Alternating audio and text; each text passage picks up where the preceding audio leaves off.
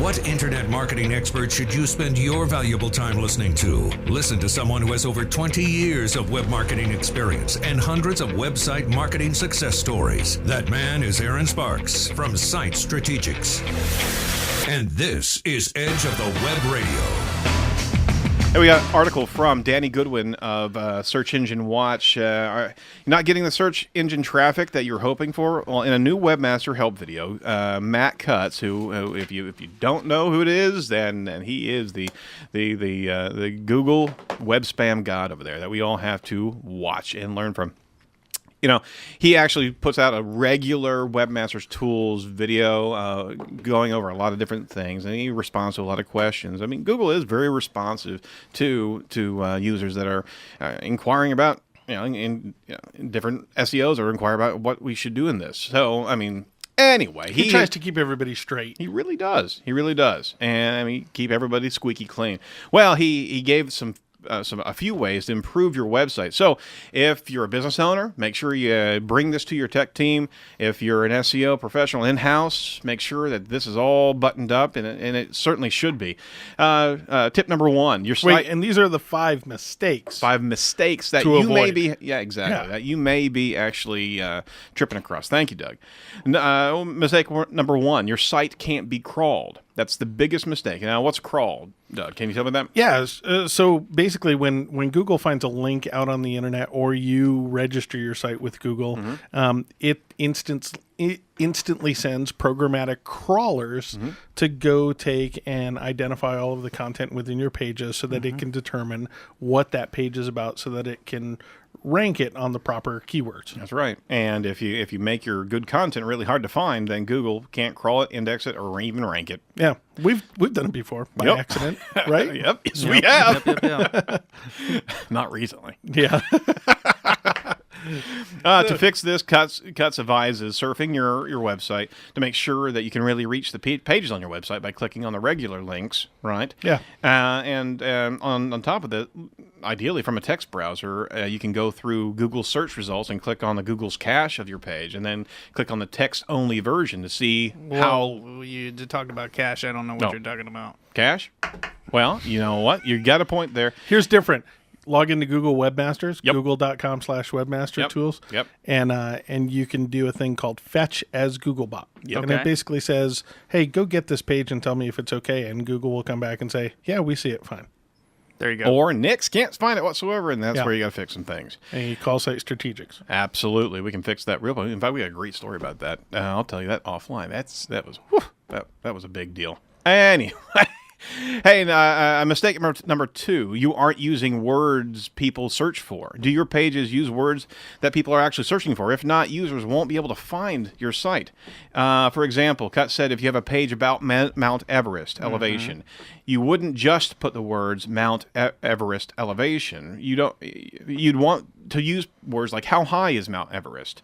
If you've got a restaurant, the website should, at least the menu should be in plain text, not just a PDF, and also include its business hours, right? So the solution: include the right words on the page, describe what you do, and include the keywords that people actually search for. Hey, and your firm should do keyword research. So that's one of the things that when people come to you, that's what you do. Yep. You do keyword research, and you identify all the different combinations.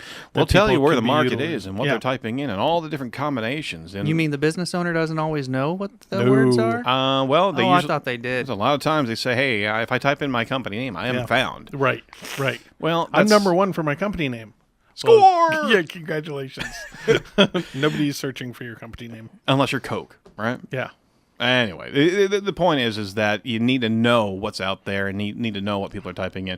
You're listening to Edge of the Web. We're actually talking about the 5 mistakes that you could be making right now on your own company's website. Number 3, focusing too much on link building. Okay, if you're trying to develop that internet marketing strategy, you know that there's a pillar of this search engine optimization methodology that is inbound link building.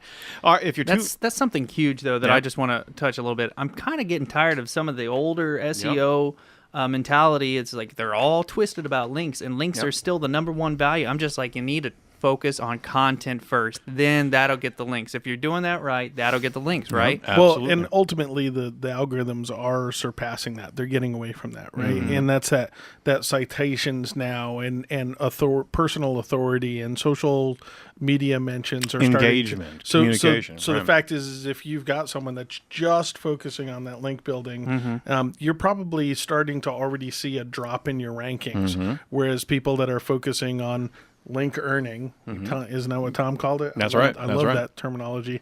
Link earning, where people share your content and talk about your content, you're going up in the rankings, and that's not link building. That's just really where it should have been altogether. Yeah, it's doing great marketing. Yeah, absolutely.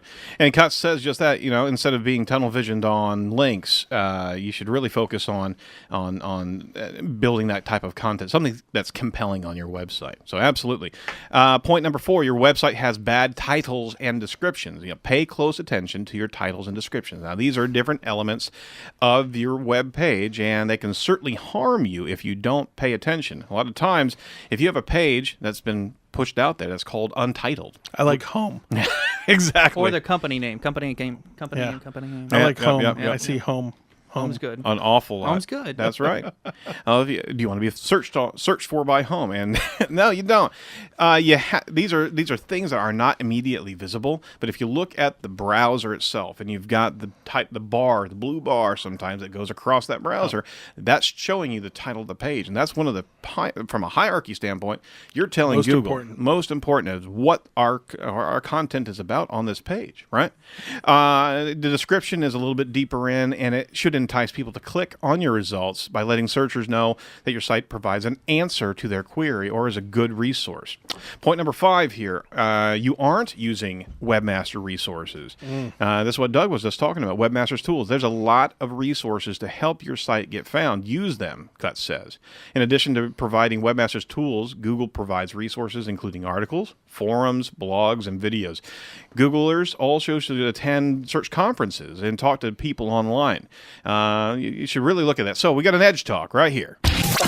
Edge Talk.